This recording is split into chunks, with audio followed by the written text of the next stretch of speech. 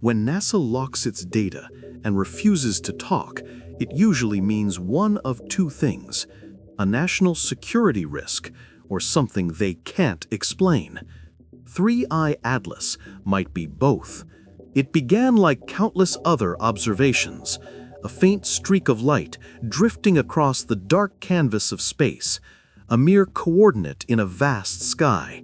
But within weeks, that tiny anomaly would ignite quiet panic across research labs worldwide.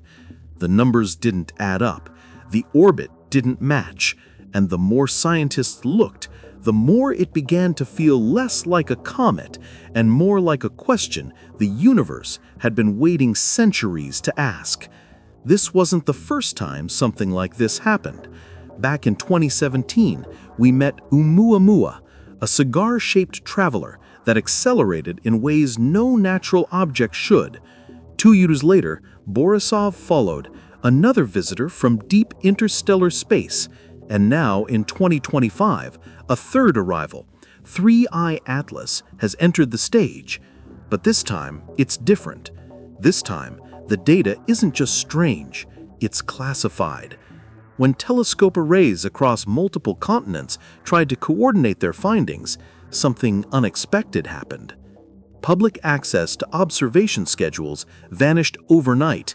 Raw datasets that were normally available to researchers disappeared. And when journalists filed Freedom of Information Act requests, the responses came back almost entirely blacked out, citing national security concerns. National security over a comet? What could possibly make a frozen rock from deep space a threat to any nation on Earth? That question has haunted astronomers, physicists, and ordinary people alike for months, because behind the official silence, one truth is becoming impossible to ignore. Whatever 3iatlas is, it doesn't behave like anything nature has ever produced. At first, 3iatlas was just another line of data scrolling across computer screens. Quiet, predictable, unremarkable. Then, without warning, the silence of deep space cracked open. Across the planet, radio observatories began registering a pulse, a sharp, narrow-band frequency so precise it ruled out background noise. It wasn't cosmic radiation, and it wasn't the usual static from our own instruments.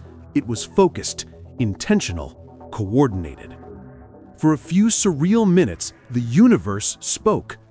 The first station to pick it up was in South Africa. Seconds later, receivers in Chile and Japan registered the same signal, identical down to the microsecond. The odds of that happening by chance? Astronomically small. And yet there it was, one brief, deliberate transmission that rippled across every listening post on Earth. Scientists tried to explain it away. Could it have been solar interference, a satellite malfunction, some classified military test bouncing off the atmosphere? Each possibility made sense until the signal repeated. Same structure, same tone, same direction. Straight from the coordinates of 3iatlas. For the first time in modern history, something beyond our solar system had responded directly, unmistakably. The scientific community went silent. Teams that had once shared every discovery openly suddenly began encrypting their communications. Observatory logs vanished, and one by one, researchers who'd been speaking publicly about the signal stopped giving interviews altogether. Officially, the event never happened. No public acknowledgement, no press releases, no raw data shared. But behind closed doors, fragments of information leaked, enough to suggest that whatever Atlas transmitted wasn't random. Its structure carried mathematical rhythm, patterns, ratios too clean to be natural. And then, as suddenly as it began, the signal stopped. A single message broadcast once into the void, then complete silence. To this day, no one knows if it was a malfunction, a greeting, or a warning. But the fact remains, something out there wanted to be heard, and if it happened once, it can happen again. Because the question haunting every researcher isn't what we heard, it's who heard us back. The moment telescopes began focusing on 3iatlas, the data didn't just surprise researchers, it unsettled them. Everything about this object seemed wrong. From its shape to its brightness, Atlas refused to behave like anything we've ever cataloged. Its luminosity, for instance, didn't fluctuate the way natural bodies do. Most comets are unpredictable, rough, cratered, scarred by eons of cosmic violence. Their surfaces scatter sunlight unevenly, producing a dull, flickering glow. But not this one. 3iatlas reflected light with machine-like precision, a steady, mirror-bright intensity that made astronomers question their instruments. The Webb Space Telescope's data confirmed it. Photons bounced off its surface with an almost engineered uniformity. Smooth, consistent, unnaturally perfect. Natural rock doesn't shine like that. Manufactured material does. And then came the rotation data, another impossibility. Space debris tumbles chaotically, wobbling as gravity and collisions throw it off balance. But Atlas spun with mathematical precision. Every rotation matched the last. Its axis stayed perfectly stable, as if controlled by design. More disturbing still, its orientation shifted ever so slightly in sync with Earth's observation windows, aligning itself whenever our telescopes had the clearest view. It was almost as if it wanted to be seen. By now, the whispers among researchers had turned into quiet alarm. Some suggested complex outgassing, jets of vapor pushing the object gently, giving the illusion of control. But that theory collapsed when thermal imaging data arrived. Infrared scans revealed a steady heat signature, one side consistently warmer than the other, even when far from the sun. That doesn't happen with natural ice or rock. It happens when heat is being managed. So was it generating energy? Regulating temperature? No one could say. But for a comet supposedly made of frozen gas and dust, 3iatlas radiated lifelike precision, as though it had a system, a function, a purpose. By late August, the language scientists used to describe it began to change. No one dared call it a vessel outright, but phrases like structured anomaly and controlled behavior started appearing in internal communications. To the public, it remained a comet. To those studying it closely, it had become something else entirely, a machine-shaped question hanging in the dark. And yet, even that wasn't the most unsettling discovery, because when they finally looked inside Atlas, what they found defied everything we thought we knew about how the universe builds its worlds. When the first density readings came in, the numbers didn't make sense. Objects that size, nearly half a kilometer across, shouldn't be light enough to drift the way 3iatlas did. And yet, the data was undeniable. It was far too buoyant, far too hollow. Under normal circumstances, celestial bodies form through gradual accumulation, dust to rock, rock to mountain, mountain to world. The result is always the same: compression, solidity, density.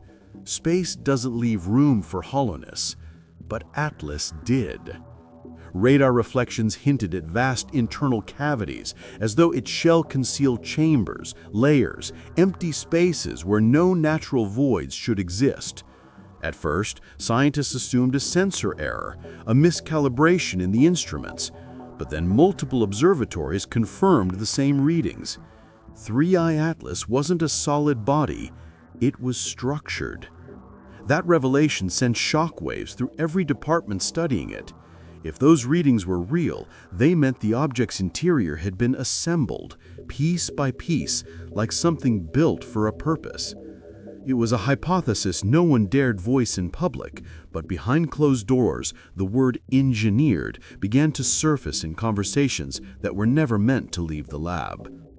The composition data only deepened the riddle. Spectroscopic scans showed almost no iron, an element that dominates most natural celestial bodies. Instead, Atlas was rich in nickel, carbon dioxide, and complex carbon-based molecules arranged in patterns that shouldn't exist in the chaos of space. Not random, not primitive, organized. These carbon structures weren't just chains or rings. They displayed patterns of repetition, symmetry, even hierarchical order, as though part of a deliberate design. Some researchers compared them to biological complexity, others, quietly, to manufactured polymers. But no one could explain how something drifting between stars for millennia could preserve such intricate chemical architecture. Then came the strangest finding of all: subtle electromagnetic activity emanating from within.